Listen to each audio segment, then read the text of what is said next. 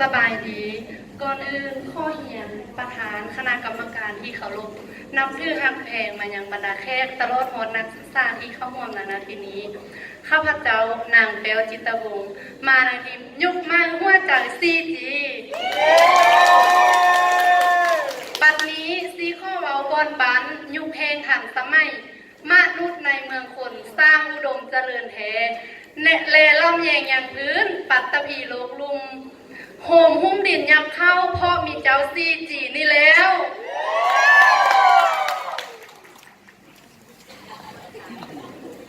สบายดีข้าพเจ้าซื้อนางขบายพิมพ์ปรึกษาหมายเลขยุคใหม่หัวใจซีจีมาในยุคใหม่นี้ยุคแห่งทันสมัยอินเทอร์เน็ตเป็นหัวใจด้วยสำคัญก็ลืมได้ใครผู้มานำไซต์เป็นปัจจัยอันยอดยิ่งสิ่งสำคัญผู้เลือกไซต์ให้บันไดเกิดผลแท้เด้อ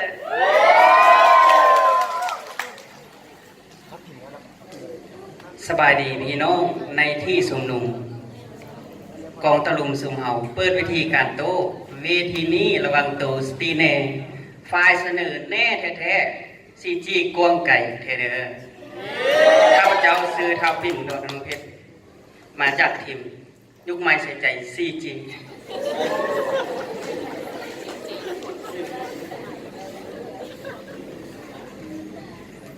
ขอเชิญฝ่ายค้านทีมสามใบอ่อนขึ้นในน้ำโตขอเชิญ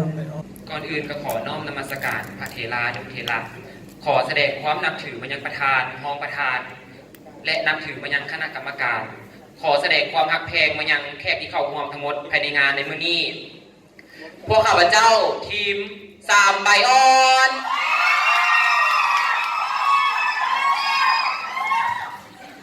สามใบอ่อนเอ้ยเสลิมเกียรติน้ำซื้อสั้นคนคลองว้าจ๋ายศปัญญาน้ำสกุลต่อเติมลงท่อมขอประนบมือไหวครูอาจารย์ผู้สอนสั่งให้หับฟังวาดเว้าจ่าต้านต่อความเบิงเด้อโตเฮามาเทือนี้มันเป็นเทือที่สองมาทดลองคาลมกันเบิงไฟใดสิเขินเก้อย่านได้เจอของจริงแล้วน้ำลายเหนียวปากบ่ออกซอกคำแก้บ่ได้ยืนกระด้างเว้าบ่เป็นหันนะสบายดีน้ำตาลคือซื้อน้องมันหากว่านคือนมมีคำคมทีเด็ดบัดกาวจ่าทะเลนตาลโบสำนานยามาเบาให้เสี้ยน้าอายมูยามาทาโตสูยามไข่น้าทานผู้สมหันแล้วสบายดีอุดรพงบอกสิซื้อน้ำซื้อคมเด็ดไผ่ได้เจอย่างแต่เฮ็ดบอกล้าจ่านำซ้ำอุดรทั้งอุดรในเว้า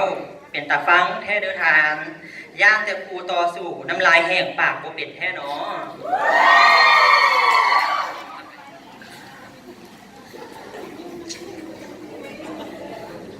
ขอเชิญหัวหน้าฝ่ายเสนอทีมยุคใหม่หัวใจซีจีขึ้นเสนอในยัตติที่ว่า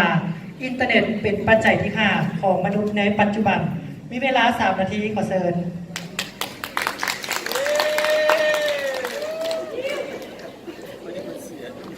ข้อสบายดีอีก1 นึงข้าพเจ้าหัวหน้าฝ่ายเสนอข้อขึ้นมาเสนอในยัตติที่ว่าอินเทอร์เน็ตเป็นปัจจัย5ของมนุษย์ในยุคปัจจุบันก่อนอื่นข้ออธิบายผมไม่คำว่าอินเทอร์เน็ตไม่ถึงเครือข่ายคอมพิวเตอร์ที่มีขนาดใหญ่มีการเชื่อมต่อกันระหว่างเครือข่ายหลายๆเครือข่ายโดยผู้ใช้เครือข่ายสามารถติดต่อสื่อสารกันได้หลายเส้นทางโดยบ่จำกัดคือเรื่องที่เรารู้นำกันเลยว่าในปัจจุบันอินเทอร์เน็ตได้เข้ามามีบทบาทสำคัญหลายในการดำรงชีวิตประจำวันของคนเฮาในหลายๆด้านที่1ด้านการศึกษาที่สามารถจะเป็นบอลศึกษาค้นคว้าหาข้อมูลได้โดยอินเทอร์เน็ตเฮ็ดหน้าที่คือกันกับห้องสมุดขนาดใหญ่ถ้าเราได้ค้นหาข้อมูลใดอย่างบ่จำกัดตัวอย่างว่านักศึกษานั่งอยู่ในห้องเรียนเกี่ยวกับวิชาวรรณคดีจีนเรายังคงเกี่ยวกับข้อมูลของประเทศจีนในปัจจุบันเราก็สามารถเซิร์ชเข้าไปได้ในยุคทางอินเทอร์เน็ตโดยบ่จำเป็นจะต้องลุกออกจากห้องเรียนแล้วก็ย่างเข้าไปห้องสมุดเนาะด้านที่2ก็คือด้านธุรกิจการค้าผู้ประกอบการค้าก็สามารถใช้เป็นช่องทางในการโฆษณาซื้อขายสินค้าได้อย่างสะดวกแล้วก็ว่องไวยกตัวอย่างว่า ณปัจจุบันเราสามารถซื้อขายสินค้าทางออนไลน์เนาะซึ่งว่าเขาใช้เวลาว่างใดเนาะก็สามารถสร้างรายรับให้กันให้เราได้คือกันอีกอย่างหนึ่งระบบการรับเงินแล้วก็จ่ายเงินทาง BCL1 จะน้อยยกตัวอย่างเขาจะจ่ายเงินไฟฟ้าบ่จ่ายเงินค่าทางบ่เขาก็สามารถจ่ายผ่านทาง BCL1 ได้โอนเงินได้โดยก็จำเป็นจะต้องย่างเข้าไปหาธนาคารเนาะด้านที่3ด้านการบันเทิงโดยสามารถเป็นบอลทักพอย้อนจากเบื้องหน้าฟังเพลงหรือว่าฮับข่าวสารต่างๆได้เนาะคือว่ายกตัวอย่างว่าฮับฟังเพลงทาง YouTube เนาะเวลาที่เขาเมื่อยเขาก็สามารถฟังเพลงได้หรือว่าฮับข่าวสารต่างๆคือว่าข่าวเศรษฐกิจบ่สังคมบ่หรือว่าข่าวสภาพดินฟ้าเนาะดินฟ้าอากาศตัวอย่างว่ากรมอุตุนิยมแจ้งเด้อวันที่นี้5วันที่นี้เนาะจะมีฝนตกสิเขาก็สามารถรู้ทันข่าวสารได้คือกันเนาะด้านที่4ก็คือด้านการติดต่อสื่อสารโดยผ่านอีเมลเนาะใช้เวลาเพียงบ่ฮอดพอ1วินาทีก็สามารถส่งข้อความให้กันทั่วโลกได้หรือว่าการพบปะโอลมผ่านสื่อสังคมออนไลน์เนาะคือดังที่มาตรฐานฮู้ว่านั้นทุกมื้อนี้อยู่คนละบ้านคนละเมืองคนละแพร่หรือคนละประเทศก็ยังสามารถติดต่อพบอันโทรเห็นหน้ากันได้แม่นบ่ฉะนั้นเนาะข้าพเจ้าข้อยังยืนแล้วก็ยืนยันว่าในปัจจุบันอินเทอร์เน็ตเป็นปัจจัย5ของมนุษย์นะปัจจุบันย่างแท้แน่นอนข้อขอบใจ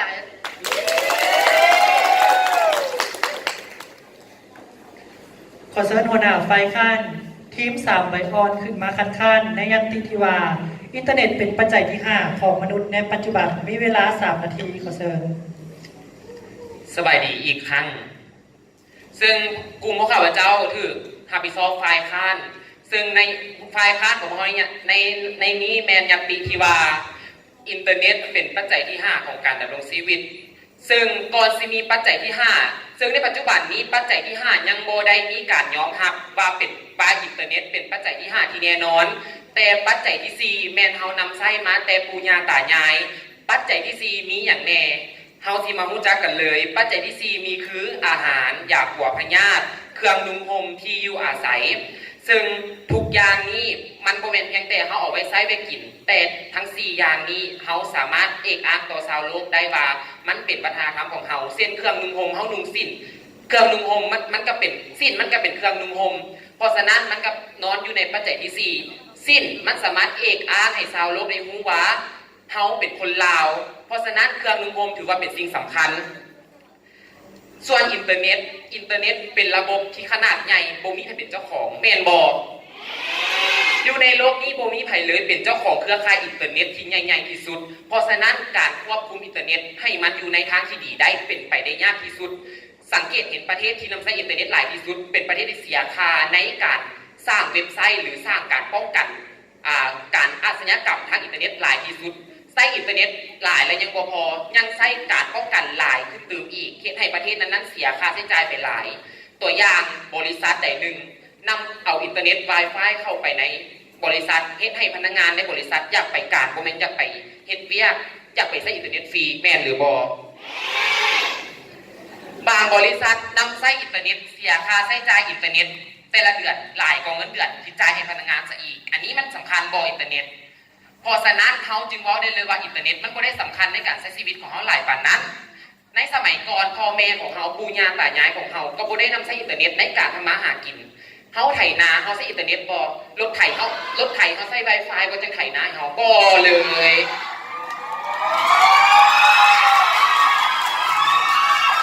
แล้วการปลูกข้าวของทานเดปัจจุบันนี้นำใช้อินเทอร์เน็ตปลูกข้าวอยู่ทางโทรศัพท์แม่นหรือบ่แม่นซึ่งปัจจุบันนี้คนเฮานำใช้อินเทอร์เน็ตนำใช้การปลูกข้าวอยู่ทางโทรศัพท์ด้วยการเล่นเกมแต่สมัยก่อนบ่นำใช้อินเทอร์เน็ตปลูกข้าวอยู่ทางทุ่งนาเพราะฉะนั้นข้าพเจ้าจึงขอย้ำยืนยันสุดขีดว่าอินเทอร์เน็ตบ่แม่นปัจจัยที่5ของการดำรงชีวิตอย่างแน่นอนขอขอบใจขอเชิญผู้สนับสนุนฝ่ายเสนอผู้ที่1ขึ้นสนับสนุนมีเวลา2นาทีขอเชิญ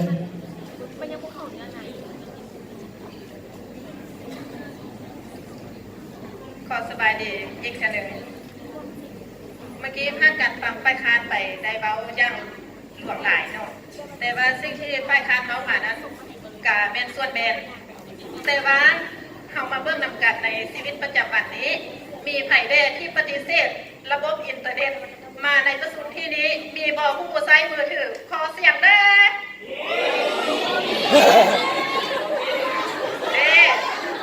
เอามีไผแด่ที่ใช้มือถือขอเสียงเด้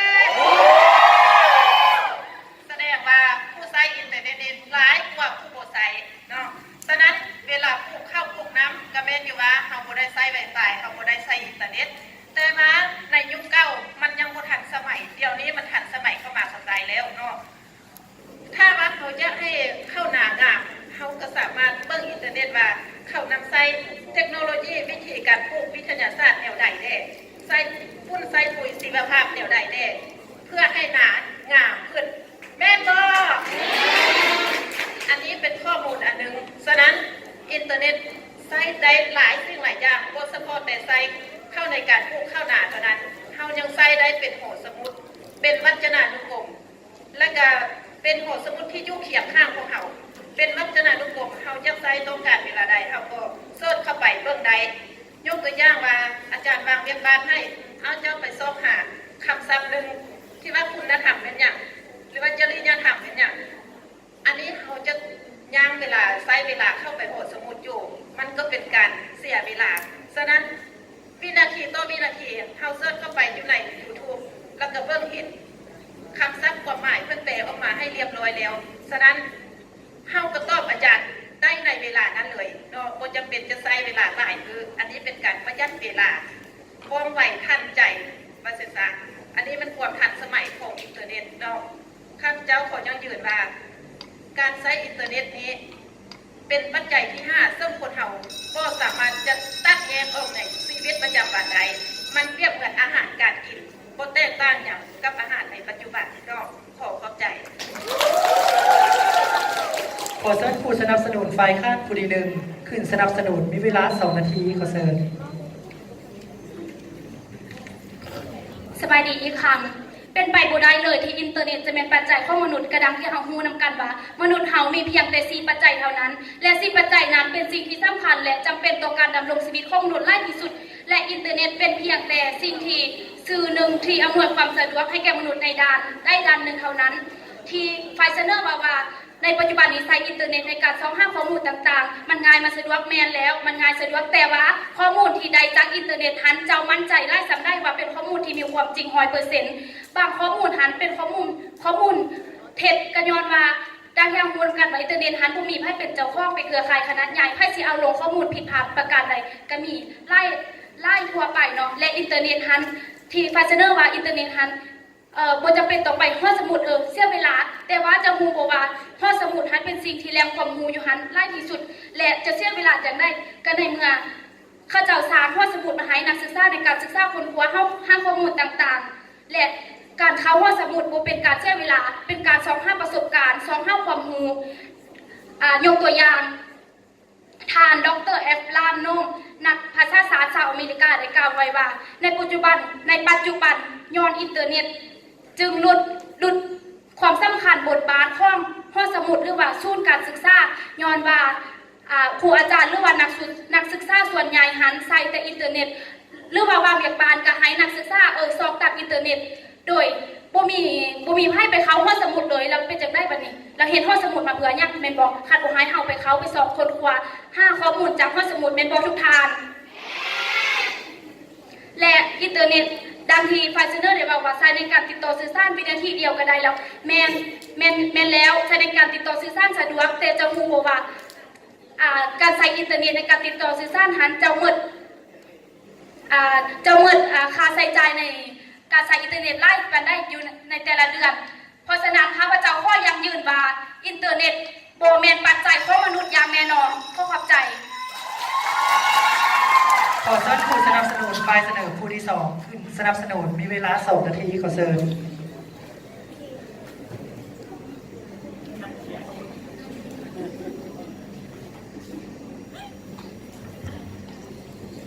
สบายดีครั้งหนึ่งข้าพเจ้าผู้สนับสนุนฝ่ายเสนอคนที่ส่งก่อนอื่นอยากให้บรรดาท่านทำหัวถ้าว่าอินเทอร์เน็ตบ่สำคัญเป็นยังทั่วโลกเขาเจ้าจึงบอกยกเลิกลงเร็ว เป็นยังเขาจริงพัฒนาขึ้นเรื่อยๆจากที่กลุ่มคนน้อยๆนำไซแล้วมาพัฒนาให้กลุ่มคนที่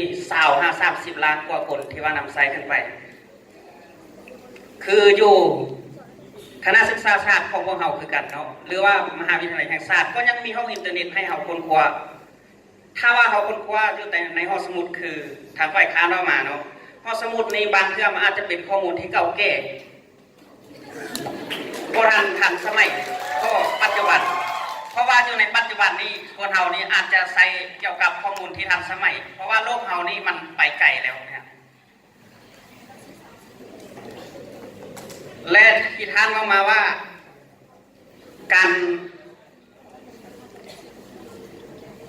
ใส่หอสมุดจะเป็นที่ว่าเป็นบ่อนั้นสื่อสารเอาข้อมูลละเอียดนะเนาะถ้าว่าเราใส่แต่ข้อมูลอยู่ในหอสมุดอาจจะบ่ครบถ้วนคือดังพวกเราเฮ็ดนำกันเนาะหอสมุดแท้ๆยังมีห้องอินเทอร์เน็ตก่อนเราจะไปค้นข้อมูลใดเราก็ต้องใช้อย่างใช้อินเทอร์เน็ตที่ว่าเราพิมพ์หาข้อมูลปื้มต่างๆนั่นและอยู่ใน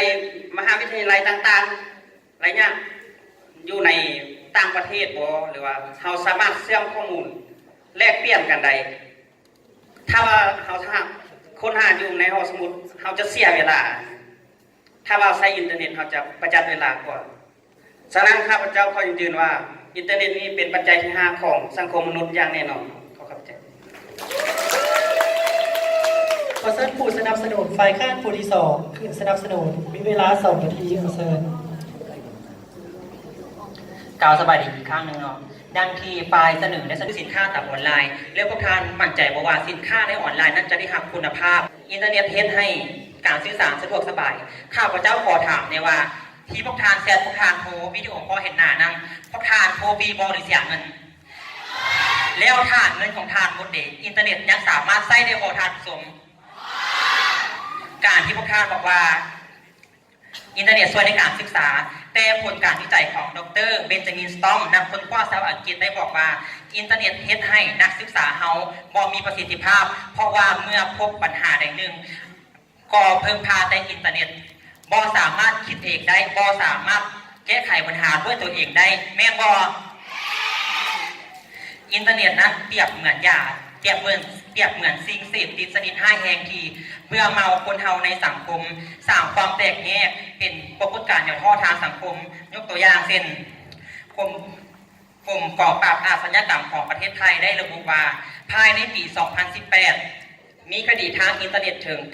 973 คดีในนั้นประกอบมีขายสินค้าที่บ่มีคุณภาพการถ่ายคลิปข่มขู่ประจานในอินเทอร์เน็ตเห็นบ่พวกทางถ้าหากบ่มีอินเทอร์เน็ตปัญหาเหล่านี้จะเกิดขึ้นบ่อินเทอร์เน็ตนั้นเป็นสื่อที่กว้างเกินไปคนเฮาบ่สามารถควบคุมได้ถึงแม้ว่าจะมีกฎหมายออกมาแต่ก็บ่สามารถควบคุมได้ 100% แม่นบ่เห็นบ่ครับท่านอินเทอร์เน็ตนั้นมีผลดีเพียงแต่น้อยเดียวแต่ผลเสียอย่างหลากหลายแล้วพวกท่านนี่จะมีวิธีแก้ไขอะไรต่อกับปัญหาที่เกิดขึ้นดังนั้นข้าพเจ้าขอยันยืนว่าอินเทอร์เน็ตบ่สามารถเป็นปัจจัยที่5ของคนเฮาได้ขอขอบใจขอเชิญหัวหน้าฝ่ายค้านขึ้นสรุปมีเวลา2 นาทีขอเชิญข้าพเจ้าขอมาคัดค้านและสรุปซึ่งอินเทอร์เน็ตแน่นอนโบแมนสิ่งที่จำเป็นแน่นอนคือตัวอย่างทานเกียรติอู้สิทธิเดชนักพัฒนาดีเด่นของประเทศลาวที่ได้รับเหรียญคำจากนายกรัฐมนตรีเพิ่นเอาเงินจำนวน15 ตื้อกีบเป็นเงินส่วนตัวของทานไปพัฒนาคนขอทานโบมีเวียกเหตุงานทำให้กลับมาปลูกฝังเลี้ยงสัตว์ปลูกเข้าเป็นอย่างเพิ่นคือบอกเงิน15 ตื้อกีบของทานไปพัฒนาอินเทอร์เน็ตให้ดีขึ้นแล้วสำหรับที่ฝ่ายเสนอว่าอินเทอร์เน็ตเป็นครั้งสารห้องสมุดที่ดีที่สุดแต่เฮาเรียนครูภาษาลาววรรณคดีเป็นอย่างขออนุญาตอาจารย์พิเศษเป็นอย่างคือให้ไปหาคนคว้าอักษรธรรมอยู่ธาตุหลวงเป็นอย่างคือไปให้คนคว้าอักษรธรรมตามศิลาจารึกเป็นอย่างคือบอกคนคว้าในอินเทอร์เน็ตเพราะมันโบมี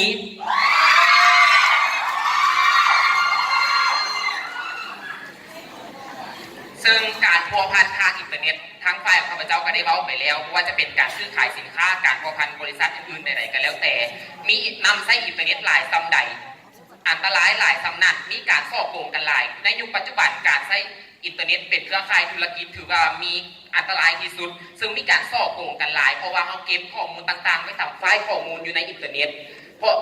พราะฉะนั้นมันจะมีคนลักลอบเข้าไปแกะข้อมูลของเขานั้นทุกเมื่อทุกเวลาโกงกันข้ามกับเขาเก็บข้อมูลไว้ในเงินผู้มีโจรผู้ใดดอกสิไปแกะประตูของเขาบนมือบนเป็นโกงกันข้ามครับโจรที่เป็นรีดอินเทอร์เน็ตแกะเมื่อใดก็ได้อยู่เวลาใดสามารถแกะข้อมูลได้เมิด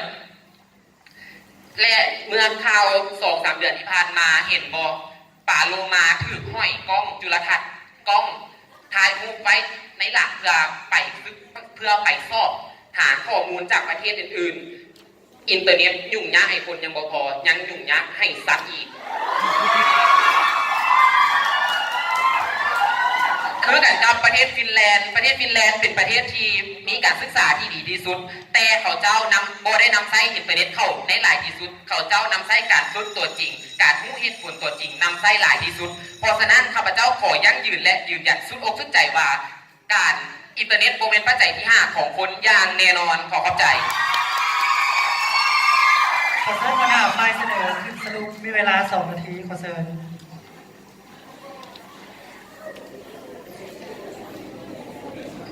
สบายดีอีกตึมอันหนึ่งข้าพเจ้าหัวหน้าฝ่ายเสนอข้อขึ้นมาสรุปในยันติที่ว่าอินเทอร์เน็ตเป็นปัจจัย 5ของมนุษย์ในยุคปัจจุบัน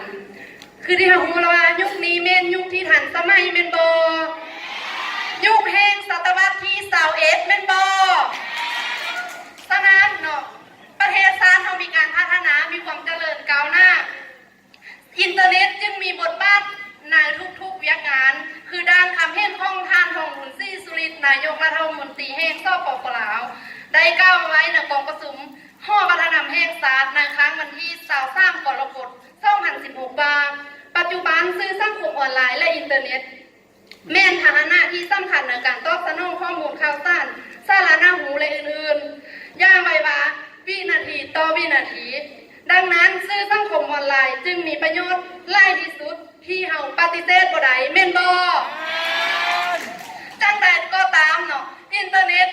มีความสำคัญแล้วก็จำเป็นมีผลดีหลายกว่าผลเสียแม่นบ่เพราะว่าทุกคนทุกท่านที่อยู่ในที่นี้มีผ้าแดวลิ้นอินเทอร์เน็ตทุกคนได้ลิ้นอินเทอร์เน็ตแม่นบ่ฉะนั้นข้าพเจ้าข้อยังยืนแล้วก็ยืนยันว่าจังได้อินเทอร์เน็ตแม่นมีบทบาทสำคัญแล้วก็จำเป็นในชีวิตประจำวันของเฮาอย่างแน่นอนข้อขอบใจ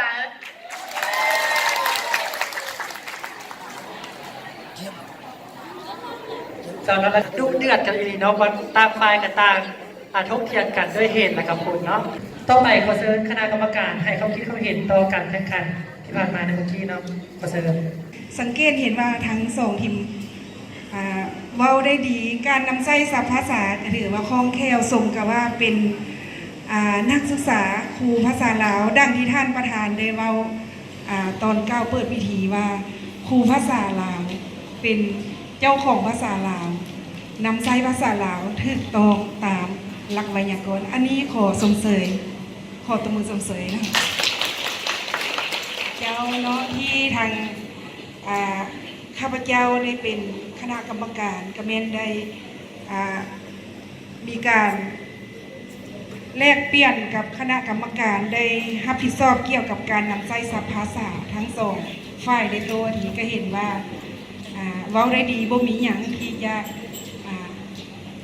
ะแลกเปลี่ยนให้เนาะการนำใช้ศัพท์สำนวนก็ดีการนำใช้ศัพท์ภาษาก็ดีเราขอบใจจอนะขอบใจเนาะกรรมการของเขา4ท่านนี้ก็แบ่งหน้าที่กันติดตามแต่ละล็อกของคะแนนเนาะอย่างสั้นก็เห็นดีเป็นเอกภาพในบนทันนางบทสอนเราแต่ข้าพเจ้าจะเน้นเรื่องมารยาทในการเว้าการโต้วันทีนี้เนาะก็ให้เข้าใจว่าเอาว่าโดยเหตุโดยผลว่าโดยสับสารสำเนียงสำนวนแต่บ่หมายถึงว่าการจะคนล้มกันเนาะการคนล้มกันนำใส่เสียงคมคูเสียงคมคูหรือว่าใส่ว่าสายตาก็ต้องให้เป็นมิตรน้ำแน่แม่นอยู่ว่าเรื่องเอาชนะเนาะอันนี้เราฟังเบิ่ง บางฝ่ายบางทีมนี่ยังเอิ้นว่าเอาน้ำเสียงคมทีมต่อสู้แล้วก็เบิ่งหน้าอีกเนาะหน้าที่ข่อยเว้าก็คือข่อยเว้าอย่างเดียวแล้วก็เบิ่งทีมคู่ต่อสู้ไปด้วยหางตาอันนี้ก็อยากให้เอาใจใส่ตื่นเนาะอันนี้ให้เอาใจสื่อจะเอาใจใส่ตื่นอย่างสั้นเบื้องมือคือกันเนาะเบื้องมือนี่ก็ดีการยกมือคือกันเนาะใส่ท่าทีท่าทางก็ต้องให้มันรับมันระวังการใส่นิ้วมือสี่หน้าสี่ตาหรือว่าการยกมือขึ้นมาประกอบท่าทีในการให้ควรระมัดระวังเนาะแต่ในใดก็ตามกับผลมันออกมาก็คือว่าทั้งสองฝ่ายเนาะก็ให้เข้าใจอันรวมว่าแม้นคือการแข่งขันแต่คณะกรรมการของเราอยากให้เอาใจใส่เรื่องเป็นเพื่อนมิตรเนาะเป็นเพื่อนมิตรบ่แม่นว่าแล้วโตวันทีแล้วเบิ่งหน้ากันก็บ่ติดนี่ก็บ่ได้ทางที่เรียนอยู่ภาควิชาเดียวกันอยู่เนาะจักหน่อยเพราะโอ้ยกรรมการนี่หักหลักสร้างเรียงให้ทีมนั้นทีมเฮาก็บ่ได้ย้อนหยังอันนี้ก็มันจะมีคำอธิบายชัดเจนให้ได้เบิ่งตื่นเนาะเอาขอบใจตื่นไม่หลายกว่าบอกไปจะถึงพิษบอกบางคนก็ใส่สายตายังแนมบนที่แย่งเทิงอยู่เสียตื่นเต้นของการสูงหนาครับอันผู้ส้มจังสิอันนี้โดยเฉพาะการนำเสนอเหตุผลดีเบิ่งถามรวมทั้ง4ทั้ง3นี่ถือว่ามีเหตุผลดีพอสมควรแต่ว่ามีบางทางก็ยังบ่ทันได้ตื่นเต้นเพราะว่าการตรงว่าที่นี่การนำเสนอมันต้องสง่างามคืออาจารย์อนุทัยว่าต้องสง่างามแบบเบิ่งแบบความมั่นใจตัวเองมันต้องเป็นแบบนั้นนำเสนอโดยความดึงดูดจิตใจแก่ผู้ที่รับชมที่เขาตัวว่าที่นำเสนอนี่เปรียบเหมือนเป็นผู้แทนคนหนึ่งที่อยู่ในสภาแห่งศาลขึ้นเว่าอย่างสง่าผ่าเผยทั้งเกลือกายังหยาดอยู่หยาดพิษพอดีพอสิอันนี้คือมันดึงความเย็นศักยภาพของเราการที่เป็นนักโตว่าที่นำเสนอเนี่ยมันมั่นใจอันนี้คือกลุ่มนำเสนอกลุ่มฝ่ายค้านฝ่ายค้านนี่อาจจะขอขึ้นบ่ขึ้นไปเพราะว่าหนาวรักขาดหญ้าอย่างเดียวเลยคือมีมันขึ้นอาจารย์ต้องใช้มันขึ้นที่จริงแบบการเป็นฝ่ายค้านนี่นะเข้ากับเบิ่งที่เหตุที่ผลโมเมนต์ที่ว่าเข้าใส่นำเสียงบุคลิกท่าที่แม้จะต้องการทักหลังกันแต่ว่าทักหลังที่มันบ่มีเหตุผลนี่มันก็บ่ได้คะแนนเต็มการที่ทักหลังกันมันต้องบ่ยังเงียบๆยังใช้สง่าผ่าเผยแปรในเหนือในลึกๆแต่มันสามารถมัดใจดึงใจผู้ที่เขาส้มอันนั้นบางคนไปเพราะเราเอาหลับตาไปใส่จากอย่างเดียวจังสิอันนี้มันก็พอทั้งขัดมาไหนมึงภาพร่วมแบบโดยสมเพราะว่าในการสรุปทั้งสองฝ่ายนี่ถือว่าสมเหตุสมผลจังสั่นขอส้มเสยมาทีนี้ขอขอบใจได้การทับการแข่งขันกันในบางที่ผ่านมาเนาะฉะนั้นวันนี้เขาจะมาทำฟังผลประกาศว่าทีมไหนจะได้ทำทีมชนะเลิศในการแข่งขันคู่นี้เนาะซึ่งว่าคะแนนนี่สูสีกันดีเนาะทีมที่ได้ทำชนะเลิศมีเพียงแต่46คะแนนและทีม1แมน35คะแนนเนาะและทีมที่ชนะไปในคู่ที่1แมนทีม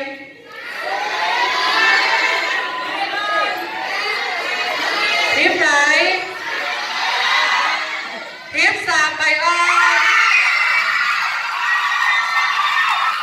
ขอแสดงความจริงใจกับทีม3ไปออนนะขอเชิญทั้ง2ทีมลงเขียงเข้าสู่ทางใต้เวทีนะ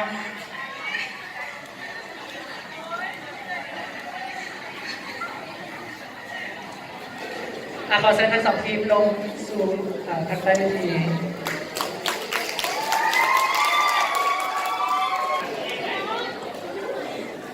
จากลำดับต่อไปจะเป็นการแข่งขันการโต้วาทีคู่ที่2ซึ่งจะเป็นทีมสักสินไซส์2และทีมมาคำพันธ์